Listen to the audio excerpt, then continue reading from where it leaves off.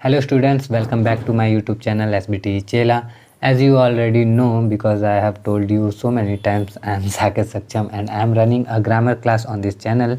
In this video, I gonna discuss about interrogative sentences of present continuous tense. पिछले video में affirmative और negative के बारे में डिस्कस ऑलरेडी किया जा चुका है, तो आज की वीडियो में इंटेरोगेटिव के बारे में जो डिस्कस करने वाले हैं उसको देखो। इंटेरोगेटिव जो प्रश्नवाचक होता है वो अलग अलग टाइप का होता है। जैसे कुछ होते हैं क्या से शुरू होने वाले वाक्य, जिसका आंसर जो होता है हम लोग या तो हाँ देते हैं या तो नहीं देते हैं। जैसे क्या तुम खेल रहे हो, तो बोलोगे हाँ या ना, इसमें से कुछ नहीं। और एक ऐसा होता है जिसमें बीच में क्या आता है, जैसे कि तुम क्या खेल रहे हो, तो इसका आंसर कुछ भी दे सकते हो, क्रिकेट, कबड्डी, कुछ भी। तो जो क्या से शुरू होने वाले वाक्य होते हैं ना, उनका जब हम लोग अनुवाद करते हैं यानी कि ट्रांसलेट करते हैं, तो उसमें क्या कि अंग्रेजी वर्ड को नहीं लिखते हैं। तो इसी से संबंधित कुछ रूल्स हैं, तुम लोग को मेरे पढ़ाने का तरीका मालूम ही होगा ज़्यादातर को, जो ऑलरेडी वीडियो देख रहे हो। जिनको नहीं मालूम है वीडियो देख के पता चल जाएगा। तो इस वीडियो में जो यहाँ पे लिखा है उसके बारे में बताते हैं कि क्या से शुरू होने वाले जो वाक्य होते हैं, प्रश्नवाचक वाक्यों में क्या से शुरू होने वाले जितने भी वाक्य होते हैं उनका जो अनुवाद करना होता है, तो उसमें हेल्पिंग वर्ब को हम क्या करते हैं, सब्जेक्ट से पहले लिख देते हैं और शेष वाक्य को यथावत रहने देते हैं। यथावत रहने देने का तात्पर्य क्या है, मतलब कि एज इट इज़ रहने देते हैं जैसे था नॉर्मली। एग्जाम्पल यहाँ पे स्ट्रक्चर देख लो, कुछ इस तरह से है कि इज एम आर में से जो हेल्पिंग वर्ब, क्योंकि प्रेजेंट कंटिन्यूअस हम पढ़ रहे हैं तो हेल्पिंग वर्ब तो इज एम आर में से ही कुछ होगा। तो इज एम आर को हम पहले लिखते हैं, सब्जेक्ट उसके बाद नॉट है तो लगाएंगे, ऑप्शनल होता है, रहेगा वाक्य में तो लगाएंगे, नहीं रहेगा तो नहीं लगाएंगे। वर्ब में हम आई एन जी जोड़ते हैं और उसके बाद ऑब्जेक्ट अगर है तो लगाते हैं, नहीं है तो नहीं लगाते हैं, ठीक है ना। तो एग्जाम्पल देख लेते हैं इसका। कुछ इस तरह से एग्जाम्पल है हमारे पास, जैसे क्या आप सीख रहे हैं। तो जब इसका ट्रांसलेट करते हैं तो कैसे होगा, सबसे पहले तो हेल्पिंग वर्ब चाहिए। हेल्पिंग वर्ब क्या लगेगा इसमें, इज एम आर में से कुछ लगेगा। तो हेल्पिंग वर्ब डिपेंड करता है सब्जेक्ट पे। सब्जेक्ट है इसमें आप, सीखने वाला काम आप कर रहे हैं, करता तो आप ही हुए। तो आपके साथ हेल्पिंग वर्ब लगेगा आर।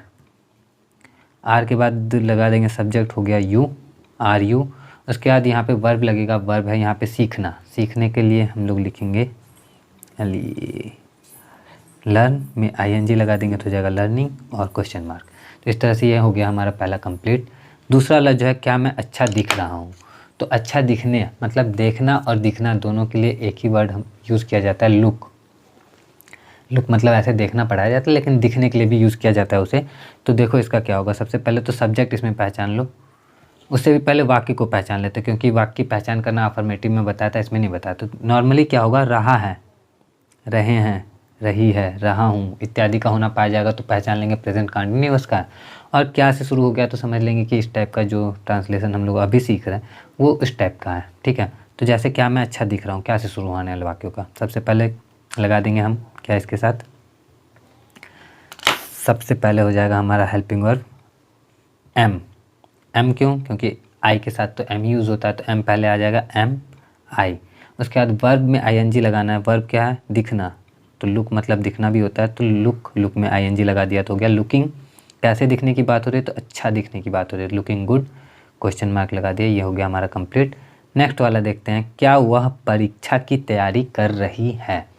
ध्यान से देखना, सबसे पहले हेल्पिंग वर्ब चाहिए। हेल्पिंग वर्ब किसके अकॉर्डिंग लगता है, सब्जेक्ट के। सब्जेक्ट है वह, मैंने कई बार बताया ही, सी, इट और कोई एक नाम होता है, तो वो सारा का सारा क्या होता है, सिंगुलर सब्जेक्ट में आता है। ये यहाँ सिंगुलर सब्जेक्ट है।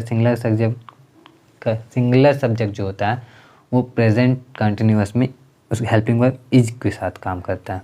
तो इज, सी। अब यहाँ पे वर्ब में आई एन जी लगाना है। वर्ब क्या है, तैयारी करना। तो तैयारी करने के लिए प्रिपेयर वर्ड यूज़ किया जाता है, स्पेशली परीक्षा की तैयारी हो तो प्रिपेयरिंग में, प्रिपेयर में आई एन जी लगा दिया तो हो गया प्रिपेयरिंग। किस चीज़ की तैयारी करिए, तो परीक्षा की तैयारी मतलब परीक्षा के लिए तैयारी ना, तो के लिए फॉर वर्ड यूज़ किया जाता है, F R for. Is she preparing for the examination. तो एग्ज़ामिनेशन लिख लेते हैं।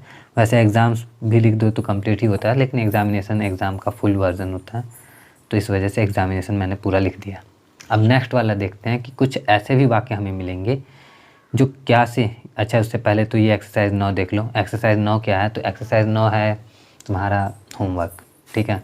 तो अगर तुम फर्स्ट टाइम इस वीडियो को देख रहे हो, मेरी वीडियो को फर्स्ट टाइम देखो, तो मैं ऐसे ही पढ़ाता हूँ, थोड़ा सा ऐसे ही डिस्कस करता हूँ कि एक्सरसाइज भी देता हूँ। और अगर तुम इस वीडियो को देखने के बाद पुरानी वीडियोस देखोगे तो पुरानी वीडियोस देख के तुमको पता चल, तुम कॉपी पेन लेके बैठना, नोट्स बनाना अच्छे से और सीखते चलना। कोई प्रॉब्लम हो तो कमेंट करना, मैं ज़रूर तुम्हारी प्रॉब्लम को सॉल्व करूँगा।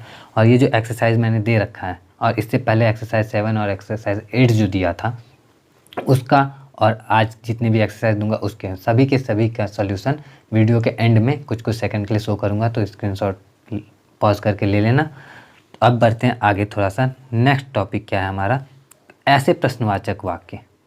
कुछ ऐसे भी तो प्रश्नवाचक वाक्य होंगे ना जो क्या से शुरू नहीं होंगे, जिसके वाक्य के बीच में क्या आएगा, जैसे कब, कहाँ, कैसे, कितना, क्या, क्यों इत्यादि। जैसे तुम कहाँ रह रहे हो, तुम कहाँ जा रहे हो, तुम क्यों पढ़ रहे हो, तुम क्यों सीख रहे हो, तुम कैसे कर रहे हो इत्यादि जो होते हैं। तो इनका वाक्यों का जो अनुवाद होता है बहुत ही सिंपल होता है। मतलब पहले वाला अगर सीख गए हो, इससे पहले वाला, तो ये वाला तो और ज़्यादा है कि बस ये जो प्रश्नवाचक शब्द है ना, क्या, कब, क्यों, कैसे, कितना, उसकी इंग्लिश हम लोग लिख देते हैं पहले स्ट्रक्चर में जैसा कि दिखा है।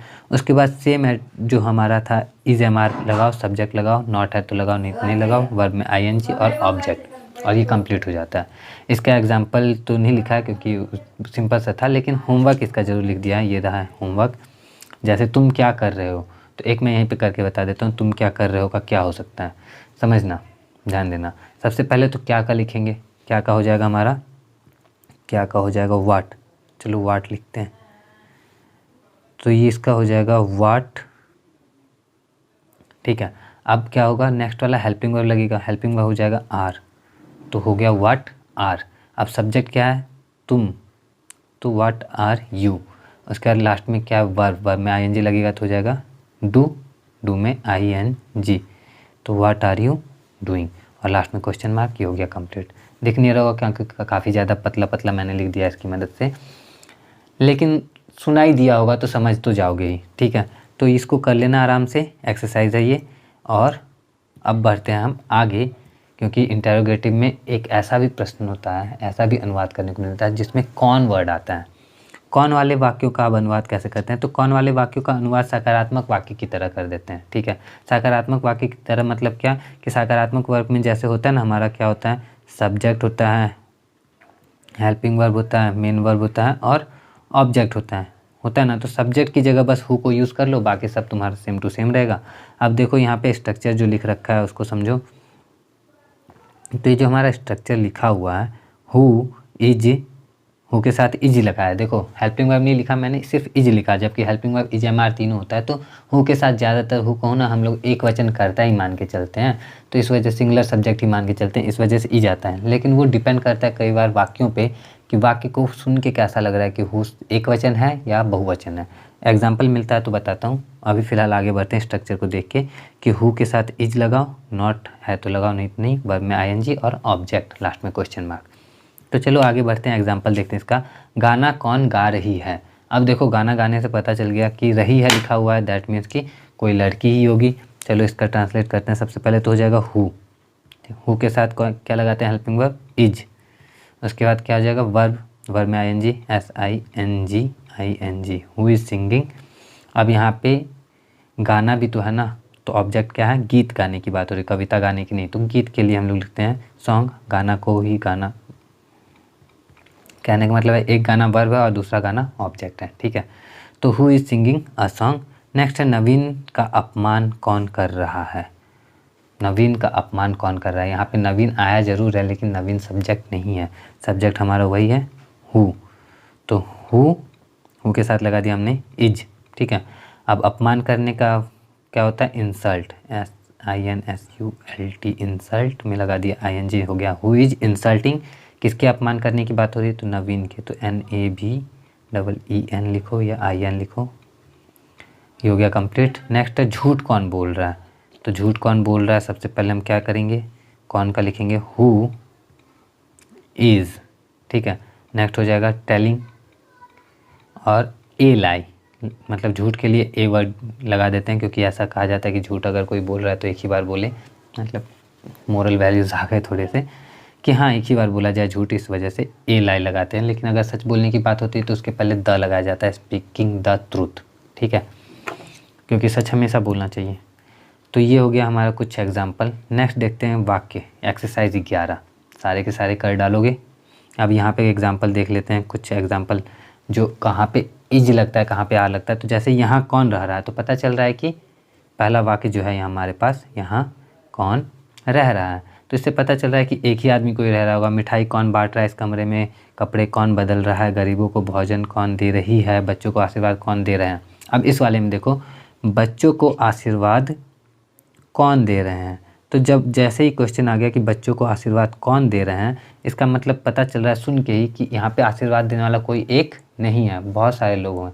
तो इस वजह से हम यहाँ पे हु के साथ आर भी लगा देते हैं, लेकिन ज़्यादातर में हु के साथ इज ही लगाया जाता है, इसलिए स्ट्रक्चर में इज लिखा था। तो चलो आगे बढ़ते हैं। एक्सरसाइज 12 क्या है, तो एक्सरसाइज 12 हमारा मिसलेनियस है। ये भी तुम्हारा होमवर्क ही है।